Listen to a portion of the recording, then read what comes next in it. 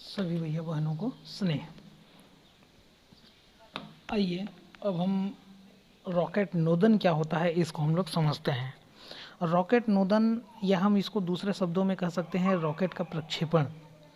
तो रॉकेट का जो प्रक्षेपण होता है, रॉकेट जब अपने स्थान से ऊपर उड़ता है तो उसको हम लोग प्रक्षेपण कहते हैं। तो ये कैसे होता है, तो सबसे पहले हम लोग ये बात ध्यान रख लें कि यह जो है संवेग संरक्षण के नियम पर आधारित होता है। सामान्य तौर पे रॉकेट का जो दहन कक्ष होता है, जहाँ पर उसका ईंधन होता है, उस ईंधन को दहन कक्ष में ले जाकर जलाया जाता है। तो जो गैस होता है वह बहुत तीव्र वेग से और जेट नली से और जो है पीछे की तरफ निकलता है। गैस को पीछे की ओर प्राप्त अत्यधिक संवेग के कारण और जो है रॉकेट जो होता है वो आगे की तरफ संवेग प्राप्त करता है और रॉकेट जो है वो आगे की तरफ बढ़ता है। तो रॉकेट के आगे बढ़ने के पीछे जो एक कारण है वो गैस का निकलना है। अब वो गैस के निकलने के कारण ईंधन जलेगा तो स्वाभाविक तौर पर गैस बाहर निकलेगा, और गैस बाहर निकलेगा तो कहने का मतलब है द्रव्यमान यहाँ पर कम हो रहा है। और हमने पढ़ा है F = ma, अर्थात A जहाँ पर त्वरण है तो A बराबर हम लोग F/m लिख सकते हैं। अब अगर द्रव्यमान का मान कम होगा तो स्वाभाविक तौर पर वेग जो है वो बढ़ता चला जाएगा। इस प्रकार से ईंधन जो है वह जलता है। किंतु एक बात हमको ध्यान रखना है कि यहाँ पर ईंधन अगर जलता है तो उसका जो वेग होता है वो नियत होता है। जैसे मान लिया जाए आपकी गाड़ी में अगर मान लिया जाए 1 लीटर पेट्रोल हो या आपकी पूरी टंकी जो है गाड़ी का भरा हुआ हो, है ना, अगर हम लोग देखें तो ईंधन कम या ज़्यादा होना यह निर्धारित नहीं करता है कि आपका जो धुआं है या गैस होगा जो वो बाहर निकलेगा कितना निकलेगा, वह इस बात को निर्धारित नहीं करता। कुल मिला के कहना ये चाहता हूँ मैं कि जो निकलने वाली गैस का जो वेग होगा वो नियत होगा। तो अब हम लोग देखते हैं यहाँ पर, मैं यहाँ पर वर्णन कर रहा हूँ, इसको अपन सबसे ऊपर गणितीय विवेचना जो मैं करने वाला हूँ उसमें अपने को लिखना है। तो मान लेते हैं किसी क्षण t = 0 पर रॉकेट का जो कुल द्रव्यमान है, ईंधन और रॉकेट का ये जो बॉडी है, इसका कुल द्रव्यमान जो है वो कितना है, m0 है। और पृथ्वी के सापेक्ष हम लोग मान लेते हैं कि चूंकि ये गति नहीं कर रहा है फिर भी इसका गति जो है v0 इसका सापेक्षिक वेग है। तो m0 कुल द्रव्यमान हो गया और v0 जो है इसका कुल वेग हो गया। अब हम लोग चलते हैं t = t समय पर। ईंधन के जलने के कारण द्रव्यमान जो m हो जाएगा, इसका द्रव्यमान m हो जाएगा और वेग जो है वो v हो जाएगा। अब कुछ समय अंतराल तक जलता है मान लीजिए, तो ईंधन जो है मान लेते हैं t + ΔT, है ना, t समय तक के जला था। अब हम थोड़ा और ΔT समय तक के इसको ईंधन को जलाते हैं। तो t + ΔT समय के पश्चात अगर मान लिया जाए ΔM ईंधन जल जाता है तो स्वाभाविक तौर पर आपका जो प्रारंभिक द्रव्यमान हमारे पास जो m है वो उसमें द्रव्यमान की कमी होगी। कितनी द्रव्यमान की कमी होगी, m - ΔM, और ये पूरा जो ΔM द्रव्यमान है वो ईंधन का है ना। अब ईंधन के जलने के कारण स्वाभाविक तौर पर उसका जो वेग होगा, वह रॉकेट का जो वेग होगा वो वेग जो है वो क्या होता जाएगा, बढ़ता चला जाएगा। तो t + ΔT समय के पश्चात जो रॉकेट है उसका द्रव्यमान होगा m - ΔM और उसका जो वेग होगा वो v + ΔV हो जाता है। तो इतना हम लोगों को और जो है वर्णन में यहाँ पर अपने को लिखना है। अब यहाँ पर हम लोग ध्यान रखेंगे रॉकेट के संवेग में परिवर्तन, संवेग बराबर होता है द्रव्यमान गुणित वेग। तो रॉकेट का जो द्रव्यमान है वो कितना हो जाएगा, वो हो जाएगा m - ΔM, और संवेग में परिवर्तन है तो यहाँ पर ΔV उसका जो है वेग में परिवर्तन हो जाएगा। ध्यान रखेंगे वेग v था, बाद में हो गया v + ΔV।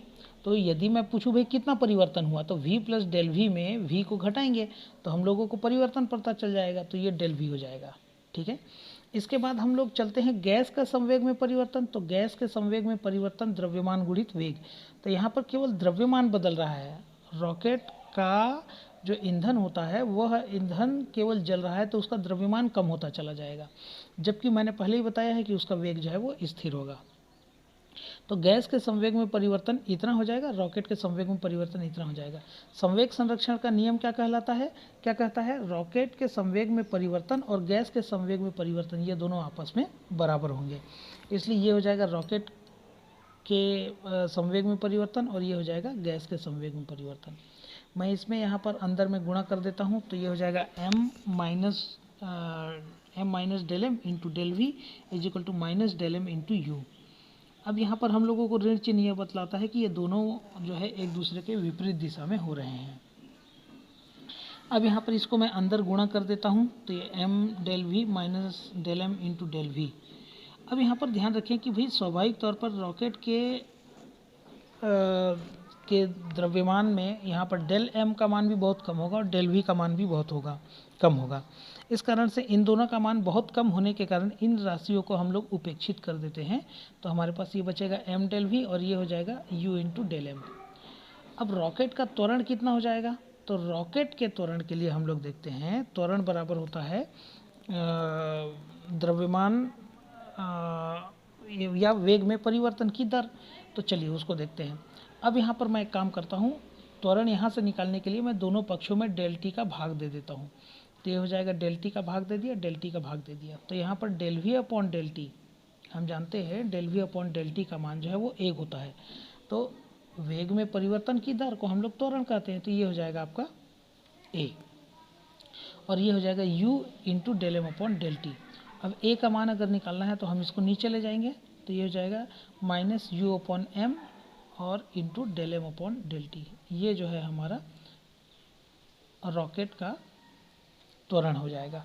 और यदि रॉकेट का शुद्ध त्वरण ज्ञात करना है तो यहाँ पर ध्यान रखेंगे इस त्वरण में गुरुत्वीय त्वरण भी इंक्लूड है, तो रॉकेट का शुद्ध त्वरण निकालने के लिए इस त्वरण में हम लोग g को घटा देते हैं, तो g को घटाने पर है ना यहाँ पर भी g माइनस हो जाएगा, तो यहाँ पर रॉकेट का शुद्ध त्वरण हमको प्राप्त हो जाएगा।